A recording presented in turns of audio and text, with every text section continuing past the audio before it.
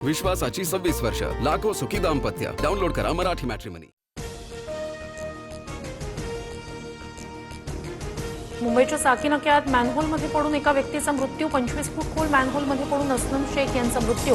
पालिका प्रशासनाच्या ढिसाळ कारभारावर प्रश्नचिन्ह.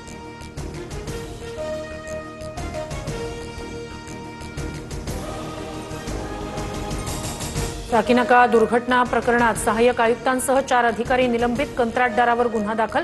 महापौर रितू तावडे यांची माहिती.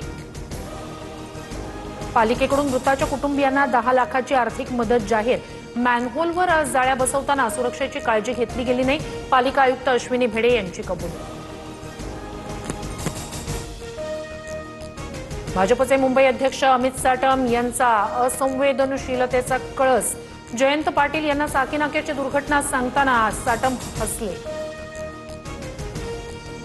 साकीनाक्याच्या दुर्घटनेला पालिका आयुक्त अश्विनी भिडे जबाबदार. उपमहापौर संजय घाडी यांचा पालिका आयुक्तांवर गंभीर आरोप. घाडींकडून अश्विनी भिडे यांच्या राजीनाम्याची मागणी. विधान परिषदेचे उपसभापती सचिन अहिर यांचा शरद पवार यांना फोन. उद्या भेटीसाठी येणार. फोनवरून पवारांना सांगितलं. शरद पवार यांनी फोनवरून अहिर यांना शुभेच्छा दिल्या.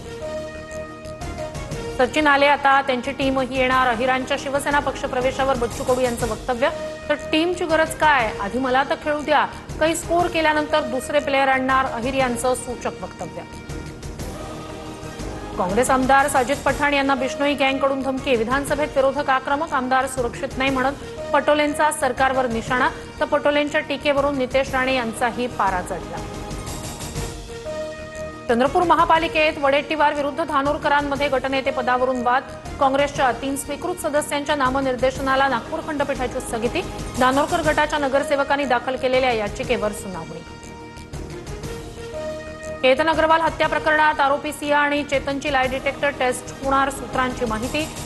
चौकशीत दोघांच्या जबाबात विसंगती आढळल्यानं टेस्ट घेण्याचा निर्णय. मुंबईसह ठाण्यात झाडांची पडझड सुरूच. चर्चगेट रेल्वे स्थानक, अंधेरीच्या मरोळ मिलिटरी परिसरात झाड कोसळून वाहनांचं नुकसान. तर मीरा भाईंदरमध्ये धावत्या दुचाकीवर झाड कोसळून तरुण गंभीर जखमी. ठाण्यातील मुंबऱ्यात साचलेल्या पाण्यात करंट लागून 17 वर्षीय तरुणीचा मृत्यू. कादर पॅलेस परिसरातील यास्मिन पार्क इमारतीबाहेरील घटना. एका खासगी कंपनीच्या निष्काळजीपणामुळे जीव गेल्याचा आरोप. मुंबई ठाण्यासह उपनगरात पावसाची संततधार. अनेक ठिकाणी रस्ते जलमय. मुंबईत 204.6 मिलीमीटर पावसाची नोंद. आणखी 4 दिवस मुंबईत मुसळधार पावसाचा इशारा. मंत्रालयातील आपत्ती व्यवस्थापन विभागाचा पावसावर वॉच. अतिवृष्टीच्या पार्श्वभूमीवर प्रशासन सतर्क. कोकणात एनडीआरएफ तैनात. मंत्री गिरीश महाजनांकडून पावसाच्या स्थितीचा आढावा. मुंबईला पावसानं झोडपलं. हिंदमाता, किंग सर्कल, चेंबूर, प्रभादेवी स्थानक परिसरातील रस्ते जलमय. नालासोपाऱ्यातील रस्त्यांवर 2 फुटांपर्यंत पाणी साचलं.